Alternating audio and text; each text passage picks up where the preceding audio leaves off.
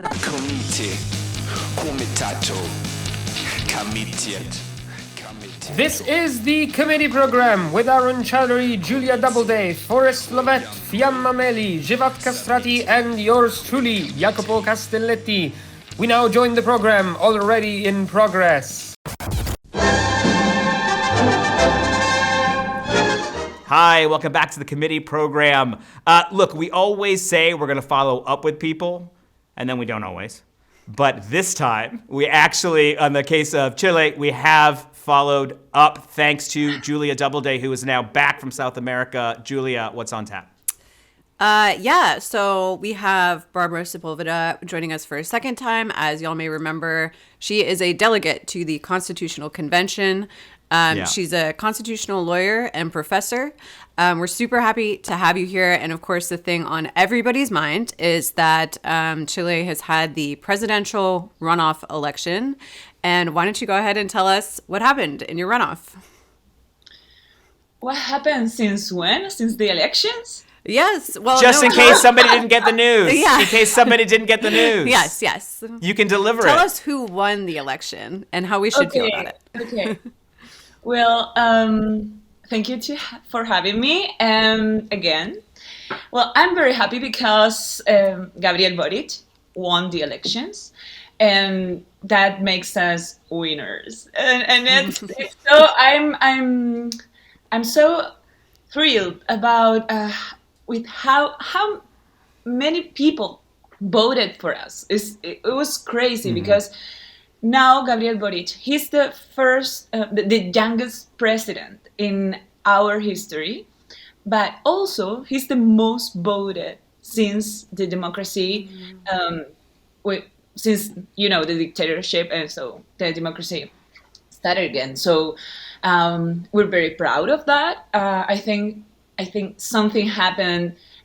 We were talking about, Julia, how it makes us very scared about how the far right in Chile was growing, and with this hate speech and making a lot of this campaign against communism, against leftists, against feminism, and so that speech didn't win, and that's something I think we have to celebrate. Absolutely. So we are very happy. Finally, we have a new president. That means also that Sebastián Piñera is just in his last month. We have the new government begins in March 11th. So. That means that Sebastián Piñera has only like a month and a half for his government, and he will be remembered as the worst president ever. He violated human rights. He just aggravated all the bad lives that we were living here, about health, education, social security, that we have none of that. So we think this is I don't know how to say that, but this means something that is huge for us, for Chileans. We have the new constitution coming. We have this new government. We're gonna be there 4 years, so it's huge. Yes, we're also excited for you. And I want to delve a little bit into the priorities of the new government, as well as what's going to happen with the Constitutional Convention. Before we do that, though, I just want to rehash a little bit more, what was on the line with this election and the opponent that Boric had. So when I was there for the first round of the election, Jose Antonio Cast, the far right-wing candidate, actually placed first in the first round of the election, which was super surprising and also upsetting for a lot of people. So can you tell us a little bit about the context there? Like, who is this guy? And do you think that it's possible that him being first in that first round election, could that have been a motivating factor for why so many people came out to vote for Boric? Does he have that critical 20%, kind of reach that keeps you relevant when you're in opposition? Well, I think, he's, how you said, is the far right candidate. Cast is, I'm sorry about my cats, Cat. Having- Never you be can sorry always about show the cats cat. on the It's program. fine. We like the cat. Extraordinarily pro cat. It's happening again. Well, Cast, he founded the Republican Party here in Chile. He won the first round because we were talking about how José Antonio Cast represented this very conservative sector of the Chilean right. But the Chilean right is very divided. They don't have clear leaderships that you can just say, there are two different rights just arguing with two different models of politics and just to offer to our country. They're just they've been so wounded with the Sebastián Piñera's government that I think that hit very hard on them. So they are very, very divided. In that scenario, it's where José Antonio Cast arrives with a more strong leadership and authoritarian speeches and he's trying to follow this manual that we talk about in the last program. We talk about how he follows these lines, and you can see all these kind of far-right leaderships just acting and performing these manuals, like Bolsonaro in Brazil, like Trump, like Le Pen, you name it. It's happening in the world. So we were very worried about that. I'm a feminist, I'm a communist, and we were threatened by them. He put in his government program, he offered to eliminate every leftist, radical leftist, and chase us, imprison us in this alliance that he was offering with international governments and alliances that will chase communists, chase radical leftists, chase feminists, and that was very upsetting. So we were very worried about ourselves, our families, but also the future of our country. And I think that, of course, it had an effect on the elections. When he won the first round, he won, but not for that much, but it was like a wake-up call for all of us. So you could see how the left and the center left in Chile was very divided, very separated. All of us had our candidates. So when we saw this, I think that make us just talk more and agree more. And so we have this, it was a very hard hit. So we think that something like that happened, but along the parties, that's something that hit parties. It's not the sign that or the wake-up call that happened with the citizens. So we think what happened and why Boric won at the second round. So with so many votes, like he's the most voted president ever. So we think that happened because for citizenship,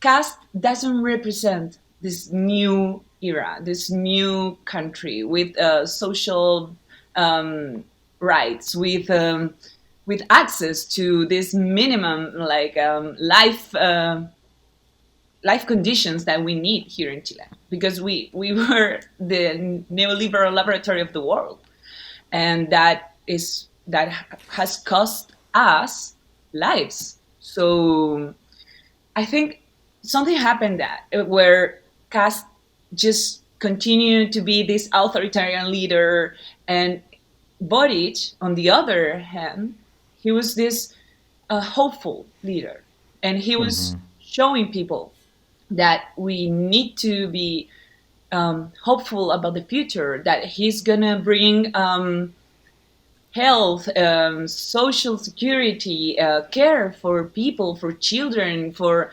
the most excluded of our system. And he's an ally for us, for feminists. And I think that speech, it was the right way to go. And for me, sometimes it wasn't very comfortable to see how, like, maybe he wasn't. I don't. Just let me put it this way. He's very charismatic, and he's always talking about hope and joy, and how the future needs this, like, thoughts, this positive vibes to just, like, walk together, and we need dialogue, we need to join in this hopeful future. And that's very inspiring. But also for us, for the Communist Party, for the Socialist Party, the threat of Jose Antonio Cast, it was hard for us to just, like, talk about hope when you can see our lives threatened all the time. So, Right. So I think it was the right way to go, because these are the results. But also, it was hard to just, like, go and talk about hope when you had the Jose Antonio Cast constantly putting on that sort of happy face of the future. And now my happy face is for real. Yeah. Now I'm very You hopeful. talk about these, these hope for this massive, progressive, transformational change in the nation, and of course, expectations do, like, hit reality. And we know so much of the work that you're doing with the Constitution is where the mechanisms to make that reality happen will come from. So what is the landscape now before the Constitution gets finished, but while President Boric is trying to deliver on some of what he's promised, but without the full deck of cards, shall we say? Well, we began our second period. We had 1 year to create the new constitution. So we had 6 months already passed on 4th of January. So we elected another president and vice presidents of the Constituent Assembly. Also, I was appointed as one of the VPs of the new head board. Congrats. That's excellent. Thank you. That was yesterday. Thank you. Wow. Yeah, so I think now we have being Boric elected, it's a little different.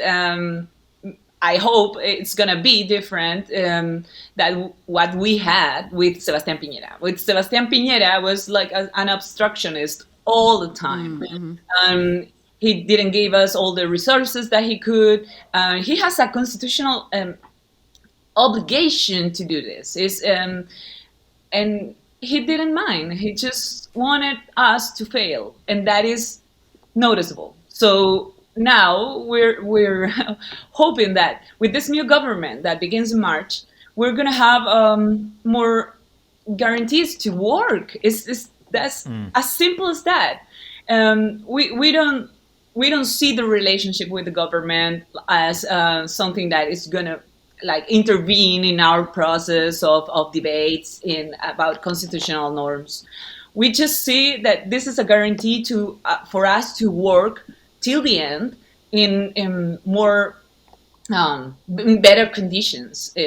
Actually, it's been very hard. So now we're we're hoping that this scenario it's going to be more.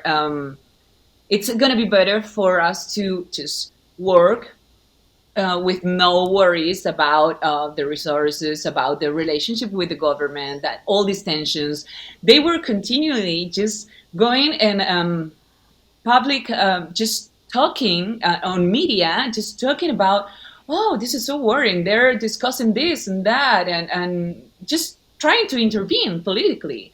And we are two different powers, and we are the constituent power, and they're Right. the now they represent something that maybe it's going to be in the past of our Republican history. So, well, I'm seeing with very good eyes that what is happening and what that means for us in the Constituent Assembly.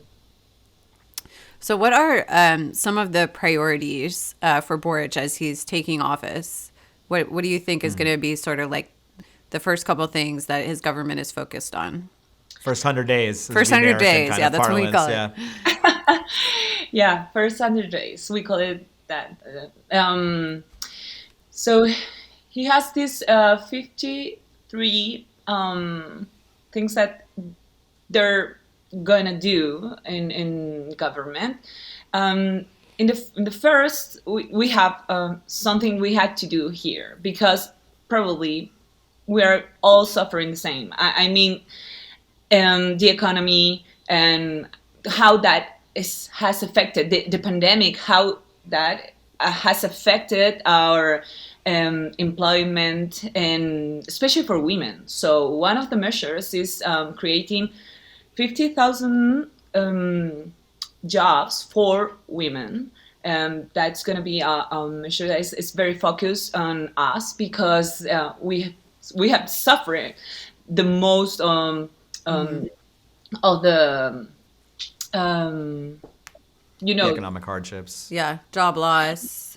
yeah. Yeah. And for us for women here in Chile, it's been very hard to just go and find jobs again. And so they're gonna create this 50,000 jobs for women. Also, we are now seeing something that what's happening here with social security, that I'm always saying, like, we don't have a social security system. We just have and a pension. It's a private pension system. So now for older people here in Chile, it's very hard to survive. Chile is a very expensive country, so they have pensions that go for like half of the minimum wage, and you cannot survive with that. So it's one of the measures. It's going to be like leveling up these pensions for all older people that now it's pensioned, because that's like very urgent.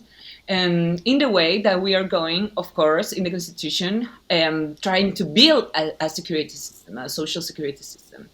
So those are measures that I think they're very marked with the pandemic effects. So that because that is something that's urgent, but we have 53 different measures that the government's gonna do. Not in the first 100 days, of course, all the 53, but those are like the things that Priorities. I think we have time for one more question because we promised that we would let you go on the hour. But I guess, like,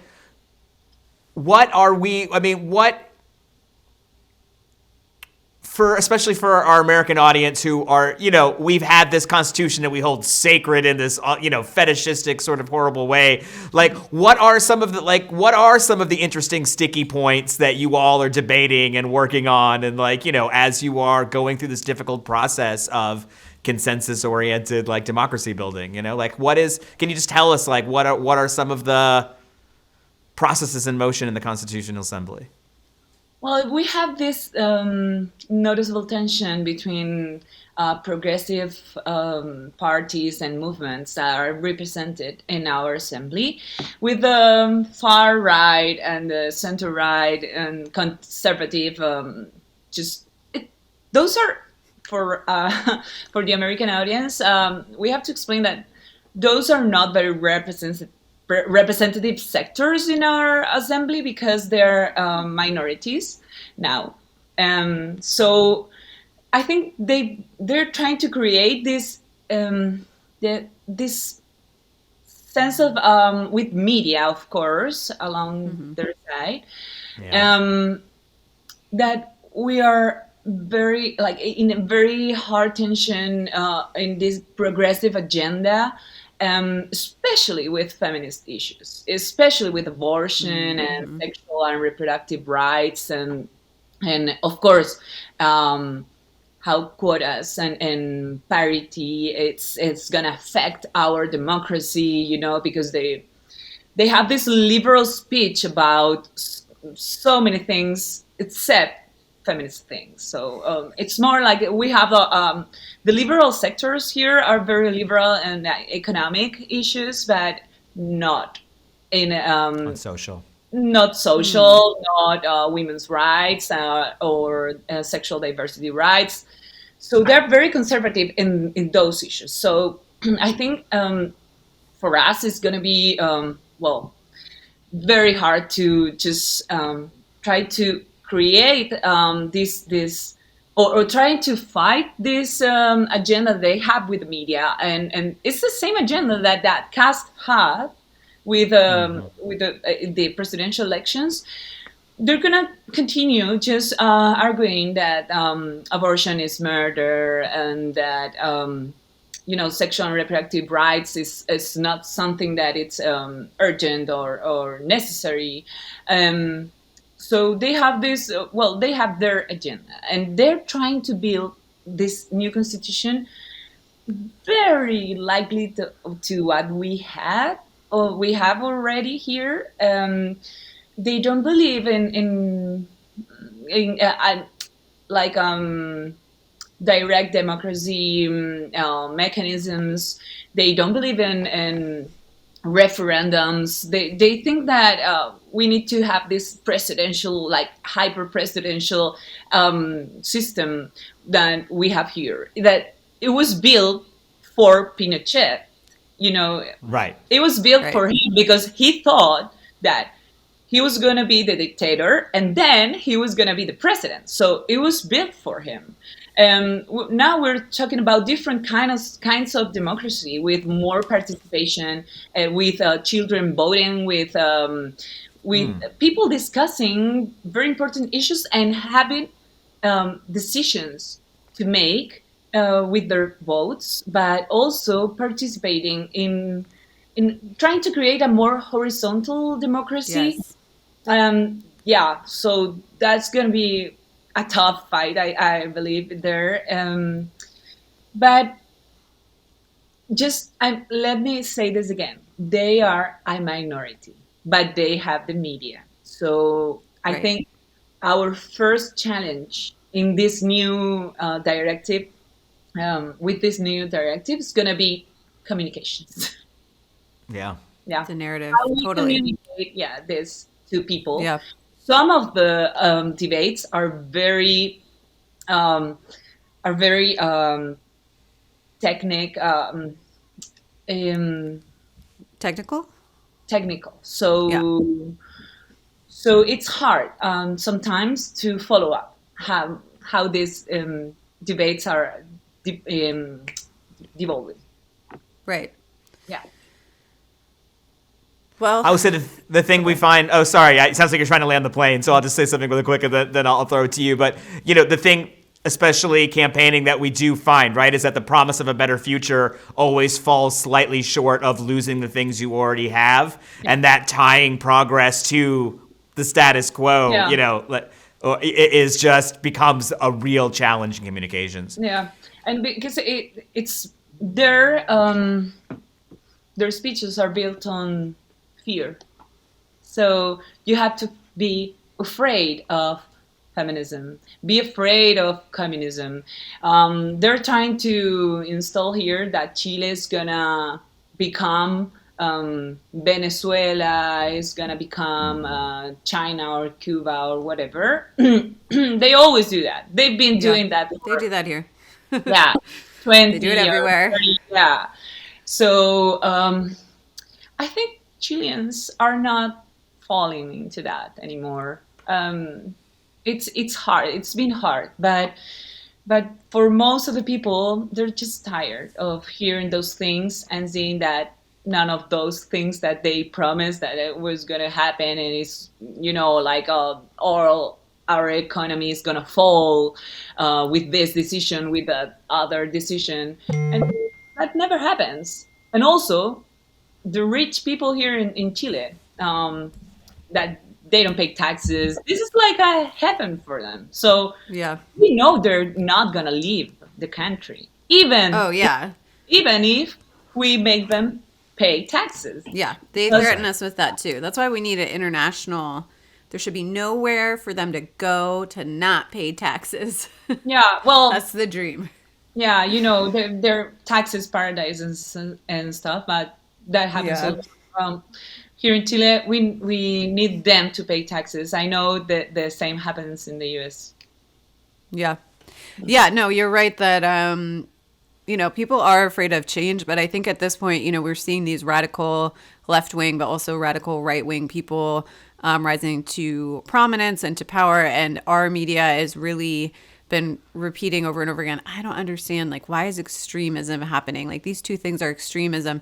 And I think ultimately people are now becoming more afraid of the present than they are of change. I mean, the present is just getting so scary with climate change and the pandemic that at some point, as many papers as you sell that say things are pretty good right now, if people aren't experiencing that, at some point they don't believe you anymore. So I think that's also part of the sort of collapse of trust in our institutions. And, we're having this insane COVID surge right now, just absolutely bananas. And our media is very much carrying water for Biden and saying this is just how it has to be, even though this isn't happening in other places.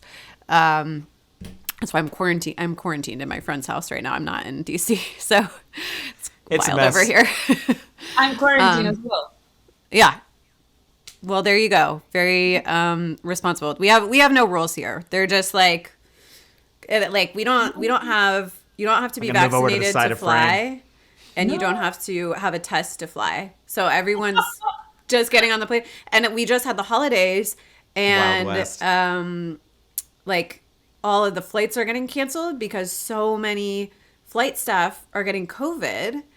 And then we recently had this scandal. Sorry, we're going off topic a little bit here, but I just think that everyone in the world should know how crazy the U.S. is. We recently had this scandal where the CDC, our official, Center for Disease Control, the CEO of a major airline went to the CDC and said, we can't fly our planes anymore because our whole staff is sick. And the CDC said, okay, we're going to change the rule.